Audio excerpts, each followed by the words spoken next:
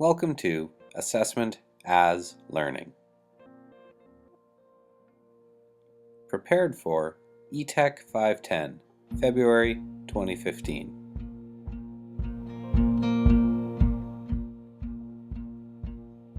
As we get into our discussion about assessment as learning, a number of questions will arise, and I hope to answer as many of those as I can.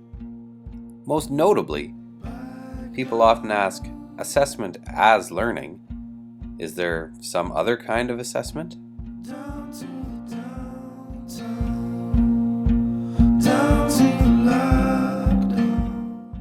As it turns out, there are in fact a number of different types of assessment. Commonly, assessment is discussed as assessment of learning, assessment for learning, and assessment as learning.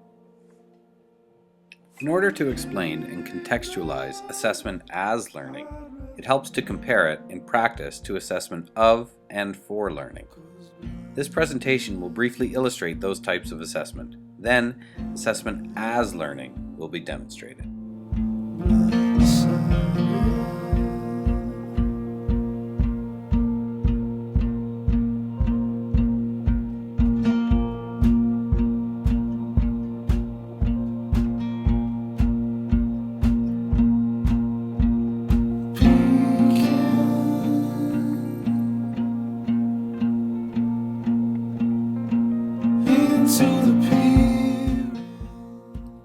As you just saw, that was assessment of learning. It's pretty typical, doing standard tasks and assessing whether or not a student achieved them, or handing out tests and grading students' scores. Assessment of learning in this way has become quite typical in many educational settings. Unfortunately, there are a lot of problems with this, as this is not an effective way to measure one's ability to communicate and manipulate prescribed learning outcomes.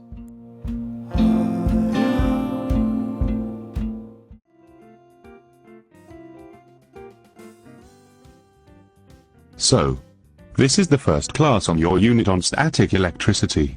Static is a very important thing to learn about. I know. We'll see about that. You see, I suspect you don't actually know that much about the proposed topic, so I will do some formative assessment, also known as assessment for learning. Okay, go ahead. I will use the results of this assessment to inform my planning and adapt my lessons for the remainder of the unit. Sounds good. So does anyone know what static electricity is? Well, I think static electricity is a stationary electric charge built up on an insulating material.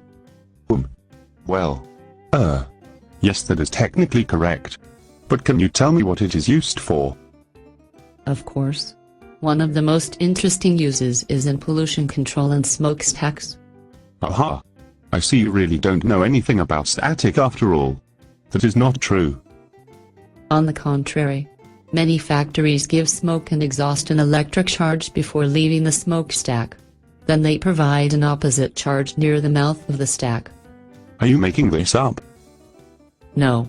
Then the negatively charged smoke particles attach themselves to positively charged plates, thereby reducing the amount of particulate matter released into the atmosphere. Interesting. Just as I thought. You don't know very much, and I will have to use the same lesson plans I've been using for the last 15 years.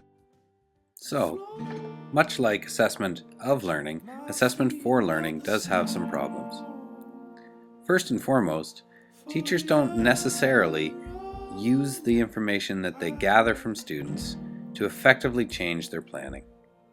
And second, much like assessment of learning, the results are fairly surface-oriented and don't gather rich information about the students. In this scene, the teacher, shown here, will be talking to the students, shown here. And you will see that unlike assessment of and for learning, assessment as learning, the teacher takes on a different role. The teacher's role becomes one where he or she can guide and facilitate opportunities for learning. He or she can encourage self-assessment and reflection, and provide ideas and feedback for the students. Oh, hi everyone! Gather up! So how's it going over here? Super good! We developed compost to make our plants grow stronger. And what about over here? Not great. We spent so much time amending our soil that we forgot to give it lots of water. Ah, yes. Maybe try a little more water.